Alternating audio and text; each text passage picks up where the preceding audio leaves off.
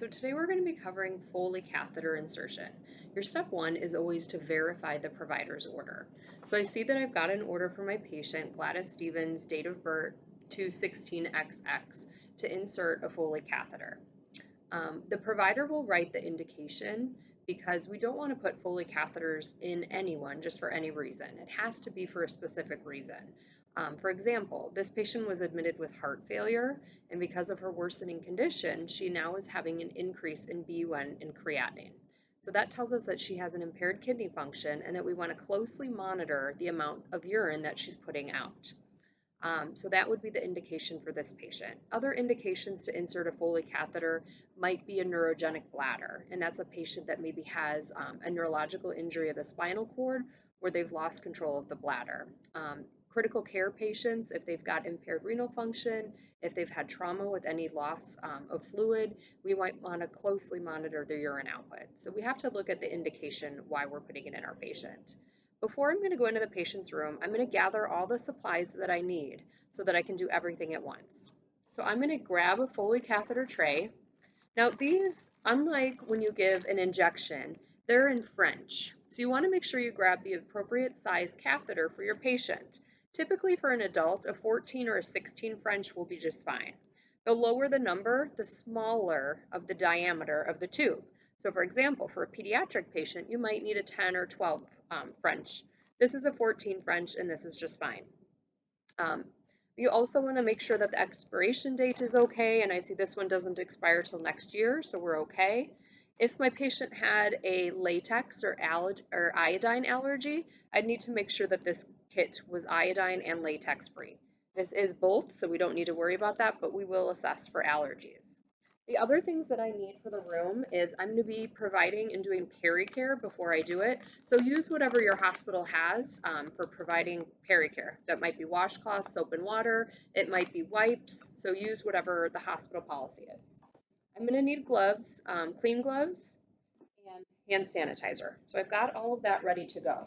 Another thing to consider is there is a set of sterile gloves within this kit.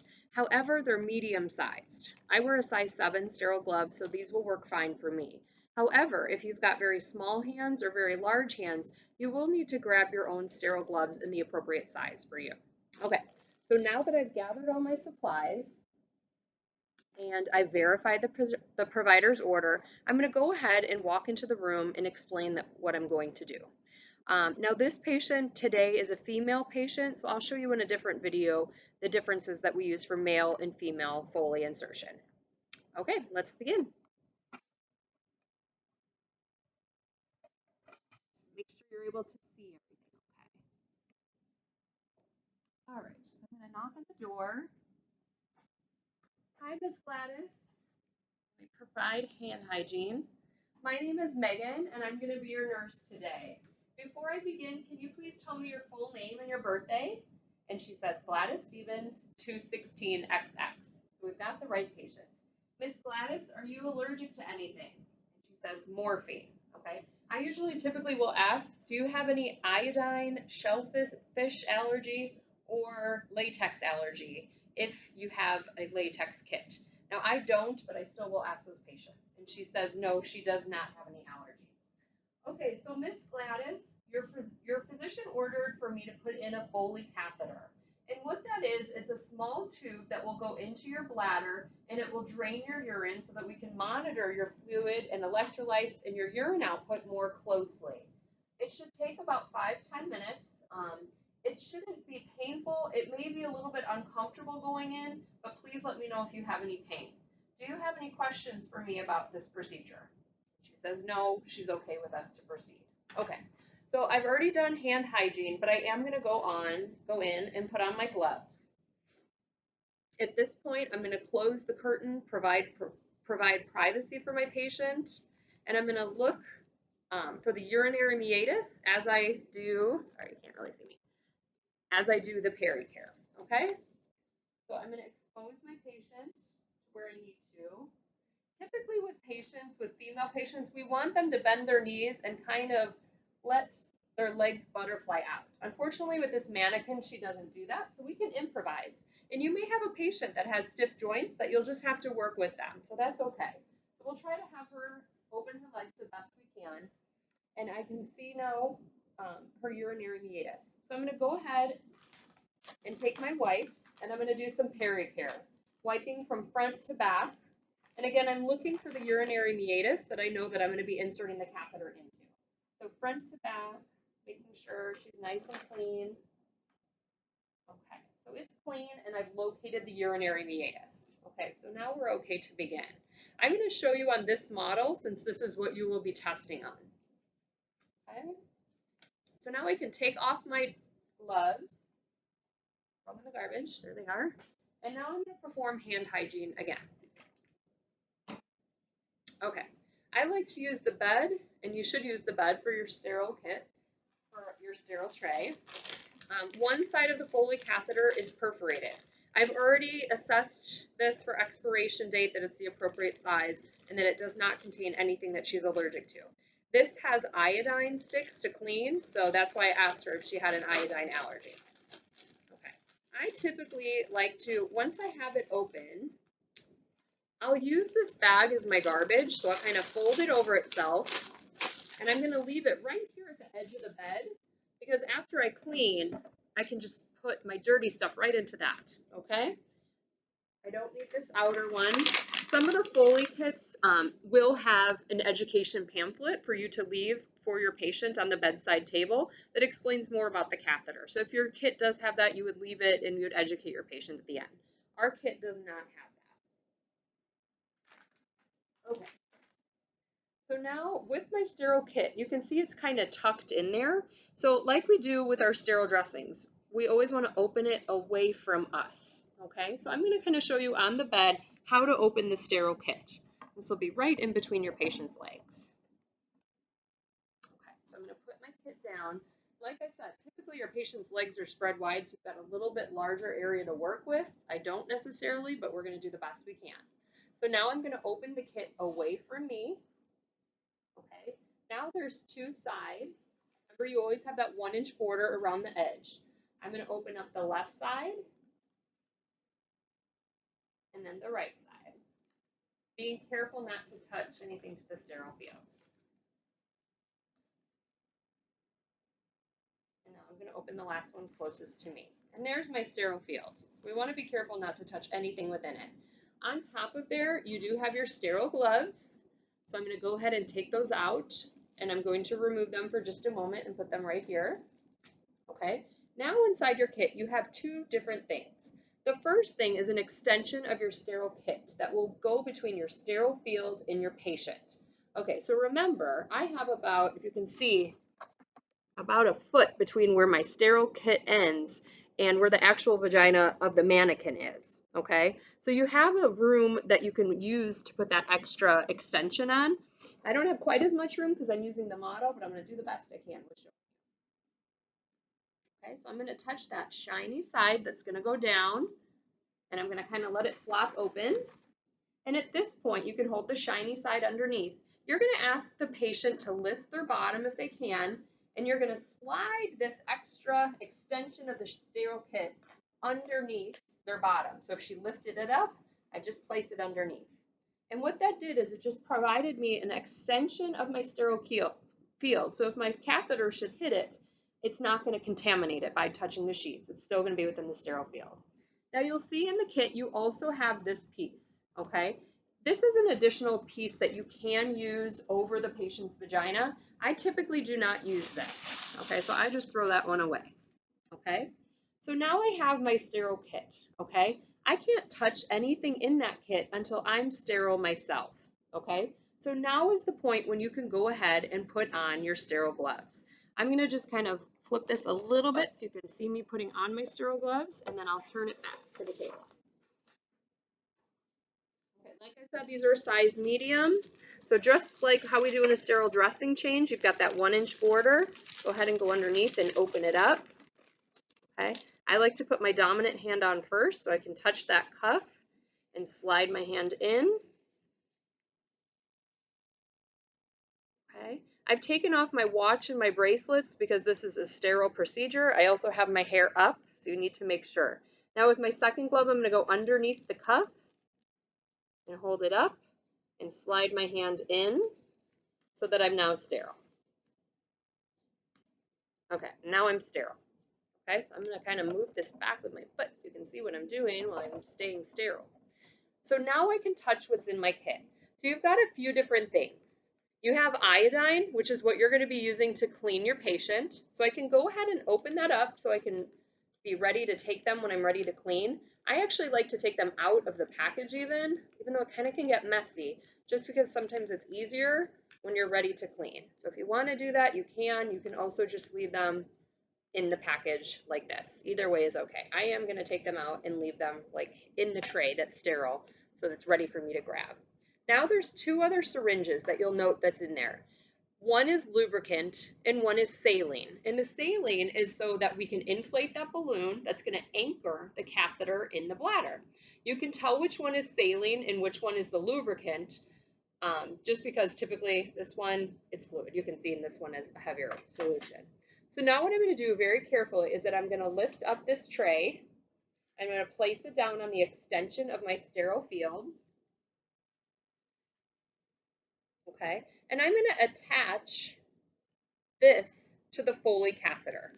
Okay, on here you've got a little port that you can tell this one is green, and it tells you on there, inflate with 10 mLs of sterile water. So we don't inflate that until after it's in the bladder, but we can anchor this and get that ready to go. So once it's in, all we have to do is push. Okay, now with the lubricant, what I like to do is open it up and basically put a line in that sterile field of lubricant. It'll make more sense when we do this in lab next week, okay? So now I'm about ready to begin, okay? The next thing that I'm gonna do is open up the Foley catheter. Remember, this is sterile, so you don't want it flopping all over. So as you're taking off, kind of loop this in your hand so that it doesn't accidentally fall anywhere, okay? So now, that didn't fall in my sterile field. Now I'm going to go ahead and take the catheter and I'm gonna rest the top of it pointing towards the patient in the lubricant, okay? And again, this is my sterile field, so I can go ahead and sit this down, okay? Now I'm completely ready. So first thing I want to do is clean the patient, okay? Now I am right-handed, so technically I should probably be on the other side of the bed. For purposes for this video, I'll pretend I'm left-handed for all you left-handed people out there, okay? Your dominant hand is what you want to insert the catheter with, okay? So what I'm going to do with my non-dominant hand is I'm going to open up the labia majora so that I can now locate again the urinary meatus, okay? Now using each of my, now this hand is contaminated because I've touched the urinary meatus. This is still sterile. So I'm going to go ahead and pick up one of my iodine swabs and I'm going to clean from front to back, okay? Typically start with your labia minora, so that one closest to, so front to back, and immediately dispose of that in the garbage. We don't want to put it back in our sterile field. This one has 3 swabs. We're going to use them all. Some kits have 5. Use whatever is provided. Now I'm going to do the other side of the labia minora, front to back. I'm going to throw it away. Now I'm going to do right down the center, front to back. We do this to prevent any bacteria on the skin that would potentially cause a urinary tract infection from the catheter, okay? Now I've got the patient clean. All I need to do is pick up that catheter that's already sitting in the lubricant, and I'm going to go ahead and start inserting it. I'm going to tell her, Gladys, you're going to feel a little pressure. Go ahead and take a deep breath, and I'm going to start advancing it. Now I see urine, so I want to advance at least another 1 to 2 inches. And then what I'm going to do is pinch it with my non-dominant hand, and with my dominant hand, I'm holding it while I'm inflating my balloon. And what that does is it prevents the catheter from slipping back out, and that balloon will anchor it in the bladder so that it's not going to come out. Now I can go ahead and let go and remove that, okay? So now the part that you need to be sterile with is completed, okay? Now she has a lot of iodine on her, and I've got a lot of iodine on my hands. So sometimes you might want to change out your gloves if you've got a lot of iodine on you because you're going to continue placing it everywhere. Okay, so this catheter kind of on its own will come back. You should be locating or seeing urine coming into the tubing, okay? At this point, I typically will take another washcloth or one of my swabs because she's got all this iodine on her. And I'm going to go ahead and wipe it so she doesn't have all that iodine on her, so that she's nice and clean. And again, you always want to clean front to back, okay, getting new tubes. We want to anchor this to the leg and also to the bed, okay? So what I'm going to do is, you can see on this patient, she's got this Catheter on her thigh. So you'll want to secure it to the thigh using whatever securement device that your policy has for your institution. And then also, we're going to take this bag, and whatever leg that you've anchored on, you'll want to put it on that side of the bed on a non-movable part. And the bag has to be under the level of the bladder to promote gravity and natural draining of the bladder. Okay, so we'll anchor that down there. Okay, now I can go ahead and dispose of all my materials. So I'll ask her to lift her bottom.